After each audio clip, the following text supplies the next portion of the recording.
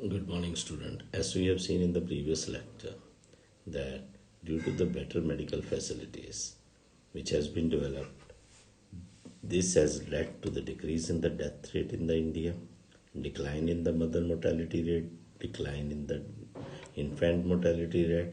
This has led to the increase in the population, especially the reproductive age, that is between 25 to 45, due to which there was a sudden increase in the population of India. Now, according to the 2001 census, the growth rate of India is 1.7%. That is 17% per thousand per year are taking birth. If this trend goes on by 2033, the population of India will get doubled. So to make the people aware about this, in government of India has started number of methods or the planning has been done. One from which one of them was the use of contraceptive methods. The contraceptives are those methods or the devices which prevents the fertilization during the act of coitus. So they reduces the chance of pregnancy as well as they help in limiting the number of the individuals in a family as well as keeping the gap between the two young ones.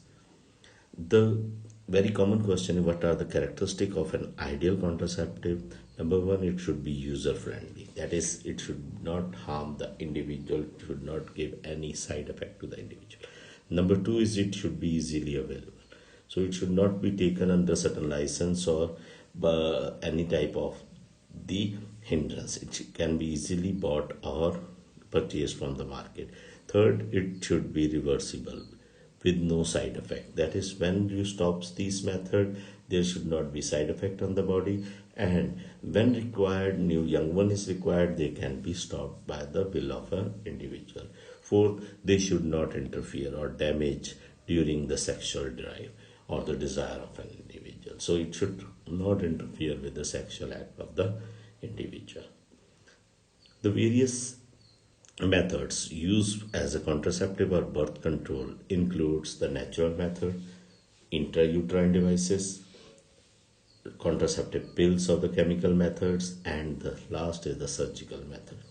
First, we are dealing with the first method, that is a natural method. This is a natural method of avoiding the fusion of the sperm and the ovum, but it involves only the chance. These are not the 100% method, but they reduces the chance of fertilization. The first in this case is a periodic abstinence.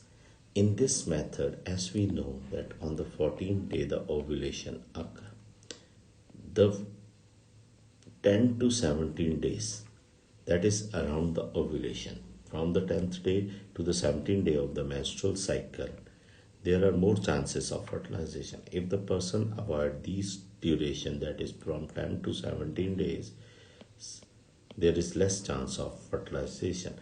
So the period first 10 days and the last 10 days of the menstrual cycle are considered to be the safe period where the risk of the fertilization is low. So this is a rhythmic method where the person or the family should have the knowledge about the menstrual cycle when it has started. That is required in this case. The second method is the coitus interruptus. It is also called as a rejected sexual or the pull-out method, where the male withdraw its penis from the vagina just before shedding of the sperm into the vagina of the female. Thus, this reduces the chance of fertilization because sperms are not shedded to the vagina of the female. The third natural method is lactational amenorrhea. We know that after the birth or the parturition, the lactation is taking place, that is, the milk is fed to the young ones.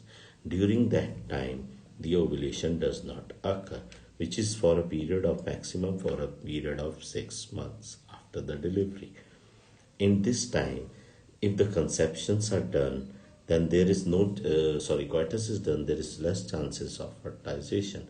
But here the chances is that the person may not know when the menstrual cycle, the ovulation has started. So there is a chances that the fertilization can take place, but This is the method where one can avoid the fertilization by knowing that this period is considered to be the safe for a period month or 6 months after the birth of a child. The second method is a barrier method. First was the natural method, which included periodic abstinence, coitus interruptus, and lactational amenorrhea. The second is a barrier method, which forms a barrier by chemical or the mechanical means to prevent the fusion of sperms and ovum. It includes number one, the condoms, number two, the diaphragm, cervical caps or the wards, number three are the spermicidal creams. The condoms are the forms a mechanical barrier. They are generally made up of rubber or the latex sheet, which either covers the penis in case of the males or they are inserted into the vagina of the female, thus preventing the sperms do not move ahead into the uterus or the fallopian tube, thus preventing their meeting or fertilization. This is the only method which also protects the sexually transmitted diseases also, as the two genitalia or the fluids are not coming in contact with each other. In male, condoms are worn over the penis, whereas in females they are fixed into the cervix or the vagina sac-like structure in which the penis enters, and the sperms, when are shed, they are disposed. So this is the method which keeps the privacy, as it can be self-inserted and one time, single time used and disposable method. The second method is the use of diaphragm, cervical caps and wart. The diaphragms are a sheet-like, which are generally made up of a rubber. These sheet-like structures are fixed over the cervix region. They block the cervix region, thus preventing the entry of the sperms into the cervix and the uterus region. Similarly, the cervical caps or the wards are the plug-like structures, which are plugged into the, again made up of a rubber, which are plugged into the cervix region, thus again preventing the entry of the sperms into the cervix region or the uterus region, thus do not allow them to reach up to the fallopian tube where the fertilization can takes place. These two methods, these two devices are reusable, and these two methods again prevents the fertilization but not commonly used. That they require special techniques or the, you can say, the experience to insert them or fix them. This third method is the spermicidal cream. These creams, jellies or the foams are acting as a chemical barrier. These creams are or jellies are put into the vagina of the female, which helps in killing the sperms. Spermicidal means to kill the sperms, thus increasing the chance of contraceptive efficiency. They can be used along with the diaphragm, cervical caps or warts, so that the sperms get killed and they do not increases the chance of fertilization.